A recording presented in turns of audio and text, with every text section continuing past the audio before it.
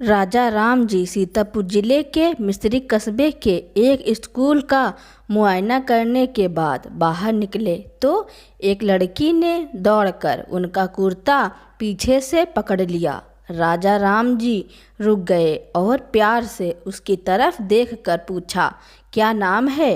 लड़की ने जवाब दिया, रूही। उन्होंने उसे गोद में उठा लिया और बोले, तुम्हें कुछ इनाम मिला? लड़की ने उनकी तरफ बच्चों सा रोते हुए बोली, तुम चले जाते हो, मुझे रोना आता है, मुझे भी साथ लेते चलो। राजा राम जी ने हंसकर कहा, मुझे बड़ी दूर जाना है, तुम कैसे चलोगी? रूही ने प्यार से उनकी गर्दन में हाथ डाल दिए और बोली, जहाँ तुम जाओगे वहीं मैं भी चलूँगी, मैं तुम्हारी बेटी हूँ। स्कूल के कर्मचारी ने आगे बढ़कर कहा, इसका बाप मर चुका है, अभी 1 साल भी नहीं हुआ है। इसकी माँ सबके घरों में काम करके बड़ी मुश्किल से जीवन गुजारती है। राजा राम जी बहुत विनम्र स्वभाव के थे। यह सुनकर उनकी आंखें भर आईं। उसकी बोली में वह दर्द था जो पत्थर से दिल को पिघला सकता है। वह बेबस और बिन बाप की बेटी थी। उन्होंने सोचा, इस नन्हे से दिल में न जाने क्या अरमान होंगे और लड़कियां अपने खिलौने और कपड़े दिखाकर कहती होंगी, यह मेरे पापा ने दिया है। वह अपने पापा के साथ स्कूल जाती होंगी, उनके साथ मेलों में जाती होंगी और उनकी दिलचस्पियों का जिक्र करती होंगी। यह सब बातें सुन सुनकर इस प्यारी लड़की को भी ख्वाहिश होती होगी कि मेरे पापा होते। माँ के प्यार में इतनी गहराई और आत्मिकता होती है जिसे बच्चे समझ नहीं सकते। बाप की मोहब्बत में खुशी और चाव दोनों होता है जिसे बच्चे खूब समझते हैं। राजा राम जी ने रूही को प्यार से गले लगा लिया और बोले, अच्छा, मैं तुम्हें अपनी बेटी बनाऊंगा, लेकिन खूब जी लगाकर पढ़ना।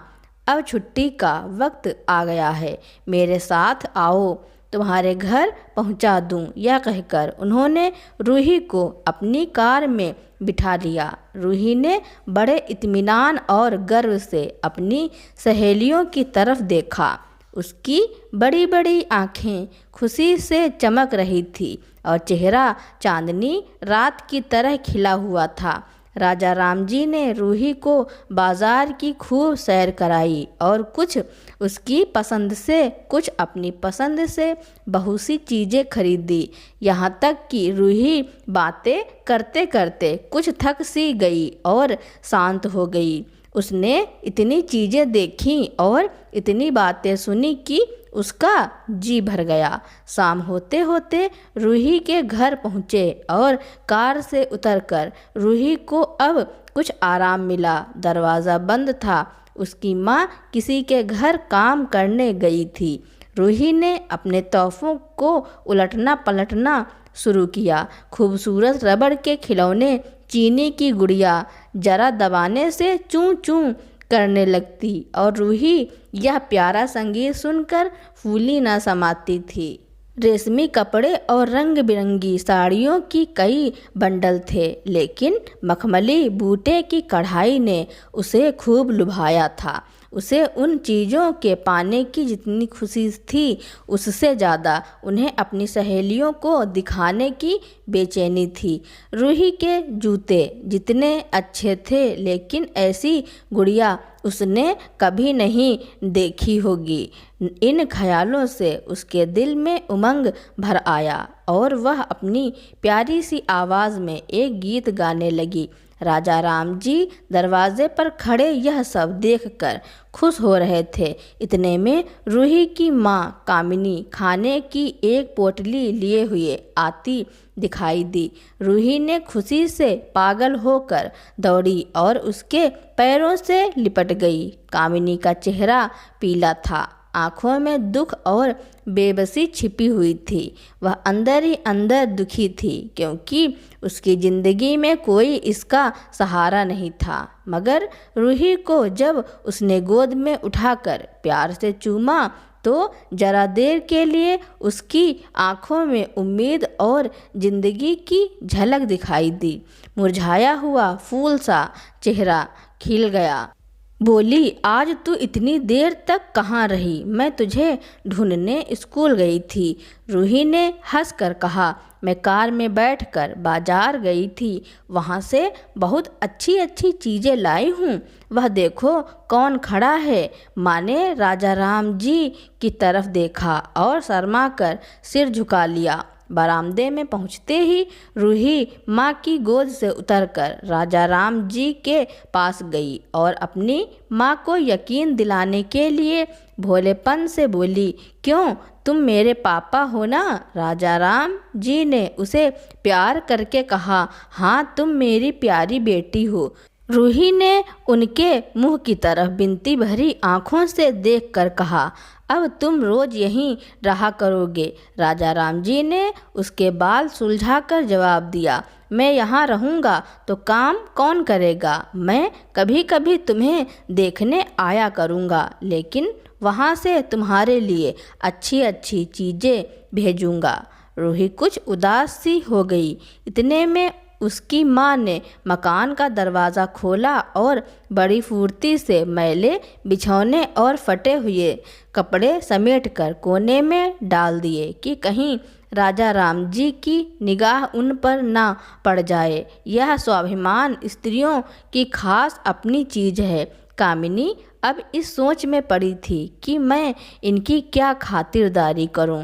उसने राजा राम जी का नाम सुना था। उसका पति हमेशा उनकी बड़ाई किया करता था। वह उनकी दया और उदारता की चर्चाएं अनेकों बार सुन चुकी थी। वह उन्हें अपने मन का देवता समझा करती थी। उसे क्या उम्मीद थी कि कभी उसका घर भी उसके कदमों से रोशन होगा, लेकिन आज जब वह शुभ दिन संयोग से आया तो वह इस काबिल भी नहीं कि उन्हें बैठने के लिए एक कुर्सी दे सके। घर में चाय नाश्ता भी नहीं। वह अपने आंसुओं को किसी तरह रोक ना सकी। आखिर जब अंधेरा हो गया और पास के ठाकुर द्वारे से घंटों और नगाड़ों की आवाज़ें आने लगी तो उन्होंने जरा ऊंची आवाज़ में कहा, बहन जी, अब मैं जाता हूँ, मुझे अभी यहाँ बहुत काम करना है। मेरी रूही को कोई तकलीफ़ हो, मुझे जब मौका मिलेगा उसे देखने आऊँगा। उसके पालने पोसने का काम मेरा है और मैं उसे बहुत खुशी से पूरा करूँगा। उसके लिए अब तुम कोई फिक्र मत करो। मैंने उसका वजीफ़ा बांध दिया है और यह उसकी पहली किस्त है। यह कहकर उन्होंने अपना खूबसूरत पर्स निकाला और कामिनी के सामने रख दिया। गरीब औरत की आंखों में आंसू जारी थे। उसका जी चाहता था कि उनके पैर को पकड़कर खूब रोए। आज बहुत दिनों के बाद एक सच्चे हमदर्द की आवाज़ उसके मन में आई थी। जब राजा राम जी चले तो उसने दोनों हाथों से प्रणाम किया। उसके हृदय की गहराइयों से प्रार्थना निकली, आपने एक बेबस पर दया की है, ईश्वर आपको इसका बदला दे। दूसरे दिन रूही स्कूल गई तो वह उस दिन सज धज कर गई थी। टीचर ने उसे बारी बारी प्यार किया और उसकी सहेलियां उसकी एक एक चीज़ को आश्चर्य से देखती और ललचाती थी। अच्छे कपड़ों से कुछ स्वाभिमान का अनुभव होता है। आज रूही वह गरीब लड़की न रही जो दूसरों की तरफ विवश आँखों से देखा करती थी। आज उसकी एक एक बात में गर्व और चंचलता टपकती थी और उसकी जवान एकदम के लिए भी न रुकती थी। कभी कार की तेजी का जिक्र था, कभी बाजार की दिलचस्पियों का बयान, कभी अपनी गुड़ियों के बारे में बात करती और कभी अपने पापा के प्यार के बारे में बात करती। दिल था कि उमंगों से भरा हुआ था। 1 महीने बाद राजा राम जी ने रूही के लिए फिर तोहफे और रुपए देकर रवाना हुए। बेचारी विधवा को उनकी कृपा से उन्हें दैनिक खर्चे की चिंता से छुट्टी मिली। वह भी रूही के साथ स्कूल आती और दोनों माँ बेटी एक ही दर्जे के साथ साथ पढ़ती, लेकिन रूही का नंबर हमेशा माँ से अव्वल रहा। राजा राम जी जब सीतापुर की तरफ से निकलते तो रूही को देखने जरूर आते और उनका आगमन उसकी प्रसन्नता और मनोरंजन के लिए महीनों का सामान इकट्ठा कर देता। इसी तरह कई साल गुजर गए और रूही ने जवानी के सुहाने हरे भरे मैदान में पैर रखा, जबकि बचपन की भोली भाली अदाओं में एक खास मतलब और इरादों का दखल हो जाता है। रूही अब मन और तन की सुंदरता में अपने स्कूल की गर्व थी। हाव भाव में आकर्षक गंभीरता, बातों में गीत का सा खिंचाव और गीत का सा आत्मिक रस था। कपड़ों में रंगीन सादगी, आँखों में लाज संकोच, विचारों में पवित्रता। जवानी थी मगर घमंड और बनावट और चंचलता से मुक्त। उसमें एक एकाग्रता थी, ऊंचे इरादों से पैदा होती है। वह अपनी मंजिलें धीरे धीरे तय करती जा रही थी। राजा राम जी के बड़े बेटे मोहन कई साल तक लंदन और कनाडा की यूनिवर्सिटियों में पढ़ाई करके के बाद डॉक्टरी की पढ़ाई करके भारत अपने वतन लौटे थे। लंदन के सबसे प्रतिष्ठित कॉलेज में उन्होंने सम्मान का पद प्राप्त किया था। लंदन के अखबार में एक हिंदुस्तानी लड़के की इस शानदार कामयाबी पर लोग चकित थे। उन्हीं का स्वागत करने के लिए लखनऊ में एक बड़ा प्रोग्राम किया गया था। इस प्रोग्राम में शामिल होने के लिए लोग दूर दूर से आए थे। उस स्कूल को भी निमंत्रण मिला जिसमें राजा राम जी जाते थे और रूही को राजा राम जी ने विशेष रूप से आमंत्रित किया। स्कूल में हफ्तों तैयारियां हुई। रूही को एकदम के लिए भी चैन न था। यह पहला मौका था कि उसने अपने लिए बहुत अच्छे अच्छे कपड़े बनवाए। रंगों के चुनाव में वह मिठास थी। उन कपड़ों से उसकी सुंदरता चमक उठी। राजा राम जी की पत्नी सुनैना देवी उसे लेने के लिए रेलवे स्टेशन पर मौजूद थी। रूही गाड़ी से उतरते ही उनके पैरों की तरफ झुकी, लेकिन उन्होंने उसे छाती से लगा लिया और इस तरह प्यार किया कि जैसे वह उनकी बेटी है। वह उसे बार बार देखती थी और आंखों से गर्व और प्रेम टपक पड़ता था। इस प्रोग्राम के लिए ठीक गोमती नदी के किनारे एक हरे भरे सुहाने मैदान में एक लंबा चौड़ा टेंट लगाया गया था। एक तरफ आदमियों का समुद्र उमड़ा हुआ था, दूसरी तरफ वहाँ की छटा देखते ही बनती थी। रूही भी इस खुशी में शरीक थी। जब उपस्थित लोगों ने रूही के आने की खबर सुनी तो हजारों आदमी उसे देखने के लिए खड़े हो गए। यही तो वह लड़की है जिसने अब की स्नातक की परीक्षा में राज्य में प्रथम पास की है। जरा उसको देखना चाहिए। अब भी इस देश की स्त्रियों में ऐसे रत्न मौजूद हैं। भोले भाले देश प्रेमियों में इस तरह की बातें होने लगी। शहर की कई प्रतिष्ठित महिलाओं ने आकर रूही को गले लगाया और आपस में उसके सौंदर्य और उसके कपड़ों की चर्चा होने लगी। आखिर मोहन जी तशरीफ लाए। हालांकि वह बड़ा शिष्ट और गंभीर प्रोग्राम था, लेकिन उस वक्त दर्शन की उत्कंठा पागलपन की हद तक जा पहुंची थी। एकदम भगदड़ सी मच गई। कुर्सियों की कतारें गड़बड़ हो गई। कोई कुर्सी पर खड़ा हुआ, कोई उसके हत्थे पर। कुछ मनचले लोगों ने सामियाने की रस्सी पकड़ी और उन पर जा लटके। कई मिनट तक यही तूफान मचा रहा।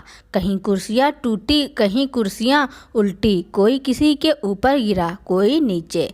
ज़्यादा देर लोगों में धक्का मुक्की होने लगी। तब बीन की सुहानी आवाज़ें आने लगी। रूही ने अपनी मंडली के साथ देश प्रेम में डूबा हुआ गीत शुरू किया। सारे उपस्थित लोग बिल्कुल शांत थे और उस समय वह सुरीला राग, उसकी कोमलता और स्वच्छता उसकी प्रभावशाली मधुरता, उसकी उत्साह भरी वाणी दिलों पर वह नशा सा पैदा कर रही थी जिससे प्रेम की लहरें उठती हैं, जो दिल की बुराइयों को मिटाता है और उससे ज़िंदगी की हमेशा याद रहने वाली यादगारें पैदा हो जाती हैं। गीत बंद होने पर तारीफ की एक आवाज़ न आई, वहीं ताने कानों में अब तक गूंज रहे थे। गाने के बाद विभिन्न संस्थाओं की तरफ से अभिनंदन पेश हुए और तब मोहन जी लोगों को धन्यवाद देने के लिए खड़े हुए, लेकिन उनके भाषण से लोगों को थोड़ी निराशा हुई। दोस्तों की मंडली में उनकी वक्रता के आवेश और प्रवाह की कोई सीमा न थी, लेकिन सार्वजनिक सभा के सामने खड़े होते ही शब्द और विचार दोनों ही उनसे बेवफाई कर जाते थे। उन्होंने बड़ी बड़ी मुश्किल से धन्यवाद के कुछ शब्द कहे और तब अपनी योग्यता की लज्जित स्वीकृति के साथ अपनी जगह पर आ बैठे। कितने ही लोग उनकी योग्यता पर ज्ञानियों की तरह सिर हिलाने लगे। अब प्रोग्राम खत्म होने का वक्त आया। वह रेशमी हार जो उस स्कूल की ओर से भेजा गया था मेज पर रखा हुआ था। उसे हीरो के गले में कौन डाले? प्रेसिडेंट ने महिलाओं की पंक्ति की ओर नज़र दौड़ाई। चुनने वाली आंख रूही पर पड़ी और ठहर गई। उसकी छाती धड़कने लगी, लेकिन उत्सव के सभापति के आदेश का पालन आवश्यक था। वह सर झुकाए हुए मेज के पास आई और कांपते हाथों से हार को उठा लिया। एक पल के लिए दोनों की आंखें मिली और रूही ने मोहन जी के गले में हार डाल दिया। दूसरे दिन स्कूल के मेहमान विदा हुए, लेकिन सुनैना देवी ने रूही को ना जाने दिया। बोली, अभी तुम्हें देखने से जी नहीं भरा, तुम्हें यहाँ एक हफ्ता रहना होगा। आखिर मैं भी तो तुम्हारी माँ हूँ। एक माँ से इतना प्यार और दूसरी माँ से इतना अलगाव। रूही कुछ जवाब ना दे सकी। यह सारा हफ्ता सुनैना देवी ने उसकी विदाई की तैयारी में खर्च किया। 7वें दिन उसे विदा करने के लिए स्टेशन तक आई। चलते वक्त उससे गले मिली और बहुत कोशिश करने पर भी आंसुओं को ना रोक सकी। मोहन जी भी आए थे। उनका चेहरा उदास था। सुनैना जी ने उनकी तरफ सहानुभूति पूर्ण आँखों से देखकर कहा, मुझे यह तो ख्याल ही नहीं रहा। रूही क्या यहाँ से सीतापुर तक अकेली जाएगी? क्या हर्ज है? तुम ही चले जाओ, शाम की गाड़ी से लौट आना। मोहन जी के चेहरे पर खुशी की लहर दौड़ गई, जो इन शब्दों में ना छिप सकी। अच्छा, मैं ही चला जाऊंगा। वह इस फिक्र में थे कि देखें विदाई की बातचीत का मौका भी मिलता है या नहीं। अब वह खूब जी भर कर अपने दिल की सुनाएंगे और मुमकिन हुआ तो उस लाज संकोच को जो उदासीनता के पर्दे में छिपी हुई है मिटा देंगे। कामिनी को अब रूही की शादी की फिक्र पैदा हुई। पड़ोस की औरतों में इसकी चर्चा होने लगी थी। लड़की इतनी सयानी हो गई है, अब क्या बुढ़ापे में शादी होगी? कई जगह से बात आई। उनमें कुछ बड़े प्रतिष्ठित घराने थे, लेकिन जब कामिनी उन पैमानों को राजा राम जी के पास भेजती तो वे यही जवाब देते कि मैं खुद फिक्र में हूँ। कामिनी को उनकी यह टाल मटोल बुरी मालूम होती थी। रूही को लखनऊ से लौटे महीना भर हो चुका था। एक दिन वह स्कूल से लौटी तो उसे अम्मा की चारपाई पर एक खत पड़ा हुआ मिला। रूही पढ़ने लगी। लिखा था, बहन, जब से मैंने तुम्हारी लड़की को लखनऊ में देखा है मैं उस पर रीझ गई हूँ। अब उसके बगैर मुझे चैन नहीं है। क्या मेरा ऐसा भाग्य होगा कि वह मेरी बहू बन सके? मैं गरीब हूँ, लेकिन मैंने राजा राम जी को राज़ी कर लिया है। तुम भी मेरी यह विनती कबूल करो। मैं तुम्हारी लड़की को चाहे फूलों की सेज पर ना सुला सकूं, लेकिन इस घर का एक एक आदमी उसे आँखों की पुतली बनाकर रखेगा। अब रहा लड़का, माँ के मुँह से लड़के का बखान कुछ अच्छा नहीं मालूम होता, लेकिन यह कह सकती हूँ कि परमात्मा ने यह जोड़ी अपनी हाथों बनाई है। सूरत में, स्वभाव में, विद्या में, हर दृष्टि से वह रूही के योग्य है। तुम जैसे चाहो अपना इत्मीनान कर सकती हो। जवाब जल्द देना। और ज़्यादा क्या लिखूं? नीचे थोड़े से शब्दों में राजा राम जी ने उस पैगाम की सिफारिश की थी। रूही गालों पर हाथ रखकर सोचने लगी। मोहन जी की तस्वीर उसकी आंखों के सामने आ खड़ी हुई। उनकी वह प्रेम की बातें जिनका सिलसिला लखनऊ से सीतापुर तक नहीं टूटा था, कानों में गूंजने लगी। उसने एक ठंडी सांस ली और उदास होकर चारपाई पर लेट गई। स्कूल में एक बार फिर सजावट और सफाई के दृश्य दिखाई दे रहे थे। आज रूही की शादी का शुभ दिन, शाम का वक्त, बसंत का सुहाना मौसम, स्कूल का माहौल ऐसा लग रहा मुस्कुरा रहे हैं और हरा भरा बगीचा फूला नहीं समाता। चांदनी रात थी। उसी वक्त मंगला चरण के गाने हो रहे थे। उस रूपली चांदनी और हल्के हल्के हवा के झोंकों में लहरें मारने लगा। दूल्हा आया। उसे देखते ही लोग हैरत में आ गए। यह मोहन जी थे। दूल्हा मंडप के नीचे गया। रूही की माँ अपने को रोक न सकी। उसी वक्त जाकर राजा राम जी के पैरों में गिर पड़ी। रूही की आंखों से प्रेम और आनंद के आंसू बहने लगे। मंडप के नीचे हवन कुंड बना था। हवन शुरू हुआ। खुशबू की लपटें हवा में उठी और सारा मैदान महक गया। लोगों के दिलो दिमाग में ताजगी की उमंग पैदा हुई। फिर संस्कार की बारी आई। दूल्हा और दुल्हन ने आपस में हमदर्दी, जिम्मेदारी और वफादारी के पवित्र शब्द अपनी जबानों से कहे। दोनों विवाह के बंधन में बन चुके थे। विवाह में शक्ति है, पाबंदियां हैं, लेकिन वजन के साथ सुख और पाबंदियों के साथ विश्वास है। दोनों दिलों में उस वक्त एक नई बलवान आत्मिक शक्ति की अनुभूति हो रही थी। जब शादी की रस्में खत्म हो गई तो नाच गाने होने लगे, मनमोहक गीत गूंजने लगे। राजा राम जी थक कर चूर हो गए थे। जरा आराम के लिए बगीचे में जाकर एक बेंच पर बैठ गए। ठंडी ठंडी हवा आ रही थी। एक नशा सा पैदा करने वाली शांति चारों तरफ छाई हुई थी। उसी वक्त रूही उनके पास आई और उनके पैरों से लिपट गई। राजा राम जी ने उसे गले से लगा लिया और हंसकर बोले, क्यों, अब तो तुम मेरी अपनी बेटी हो गई। राजा राम जी ने रूही से शादी करके अपने बेटे की रूही को अपनी बहू बना लिया और वह अपनी बहू को ही बेटी समझने लगे। और जब शादी संपन्न हो गई उसके बाद विदाई का समय आया।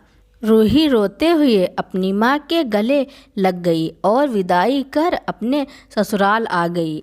अब रूही ससुराल में हंसी खुशी रह रही थी और राजा राम जी और सुनैना जी का बहुत अच्छे से ख्याल रखती थी और वह अपने पति से भी बहुत प्यार करती थी। रूही ने अब अपने ससुर पति से आगे पढ़ने की इच्छा जताई। तब उन्होंने अपनी बहू को बीएड में एडमिशन करवाया। अब वह कॉलेज जाने लगी। अब वह घर की जिम्मेदारी के साथ साथ पढ़ाई पर भी ध्यान देती थी। धीरे धीरे वह बीएड कंप्लीट कर चुकी थी। उसको बीएड किए हुए 3 साल हो चुके थे। एक दिन उसने पेपर में विज्ञापन देखा। उसने वह विज्ञापन अपने पति को दिखाया। तब उसके पति ने फॉर्म डाला। 2 महीने बाद रूही का पेपर लगा हुआ था। वह पेपर देने के लिए कानपुर गई हुई थी। उसके साथ उसका पति भी गया। पेपर देने के कुछ महीना बाद उसका ज्वाइनिंग लेटर आ गया। अब वह एक प्राथमिक विद्यालय की शिक्षिका बन चुकी थी। अब उसके सास ससुर फूले नहीं समाते थे। उन्होंने पूरे कस्बे में लड्डू बंटवाए। अब धीरे धीरे वक्त बीतता गया। अब सुनैना जी को और राजा राम जी को एक पोते की आस थी। सुनैना जी ने इस बारे में रूही से बात की अब रूही को भी अपनी सास की बात सही लगी। उसने और मोहन जी ने डॉक्टर से सलाह ली और डॉक्टर की देख रेख में ही उन्होंने ट्रीटमेंट चालू किया। ट्रीटमेंट चालू होने के कुछ समय बाद ही रूही प्रेग्नेंट हो गई। अब घर में खुशी का ठिकाना ना रहा। उसकी सास रूही का बहुत ख्याल रखती थी।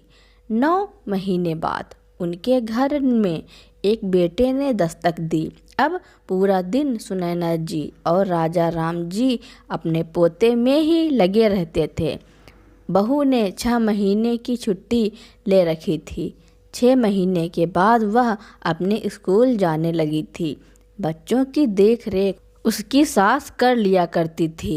अब रूही को अपने बच्चों की कोई भी चिंता नहीं थी, क्योंकि उसे अपनी सास पर पूरा भरोसा था। अब दिन बीतते गए, बच्चा भी धीरे धीरे बड़ा होने लगा। वह भी स्कूल जाने लायक हो गया। अब रूही का बेटा अपनी माँ के साथ ही स्कूल जाया करता था।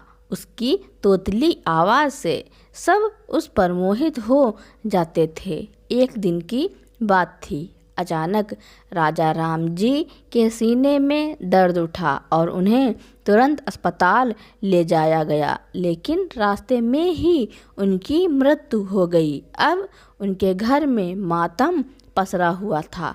रूही की सास सुनैना जी बेसुध सी हो गई थी। उन्हें कुछ भी होश नहीं था। तब रूही और मोहन ही अपनी माँ को संभाल रहे थे। राजा राम जी का अंतिम संस्कार किया गया। आज रूही को लग रहा था कि सच में उसके पिता इस दुनिया में नहीं रहे, क्योंकि राजा राम जी ने उसे बचपन से ही एक पिता की तरह प्यार दिया और उसकी देखभाल की और हर ज़रूरत का ख्याल रखा। आज वह फूट फूट कर रो रही थी, लेकिन उसने हिम्मत बांध रखी थी, क्योंकि अगर वही हिम्मत तोड़ देती तो वह अपनी सास को किस तरह से संभालती।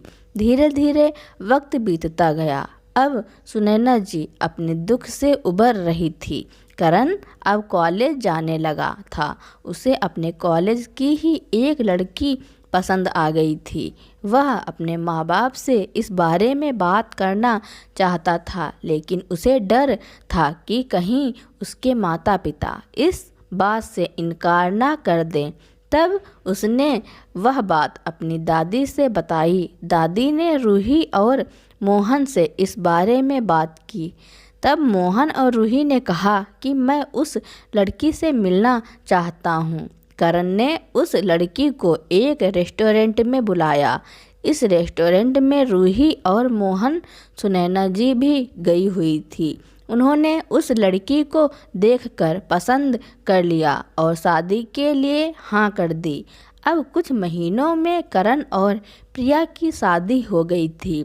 अब उनके घर में खुशी की लहर दौड़ गई थी। सुनैना जी को अपनी पोता बहू के साथ वक्त बिताना अच्छा लगता था। दोस्तों, इस कहानी के बारे में आपका क्या कहना है और यह कहानी आपको कैसी लगी, कमेंट में ज़रूर लिखना। मेरी कहानी सुनने के लिए धन्यवाद। अगर मेरी कहानी आपको अच्छी लगती हो या फिर मेरे चैनल पर नए हो तो मेरे चैनल को लाइक, कमेंट, शेयर, सब्सक्राइब एवं बेल आइकन का बटन दबाना ना भूलें, ताकि मेरी नई नई वीडियो आप तक पहले ही पहुंचती रहें।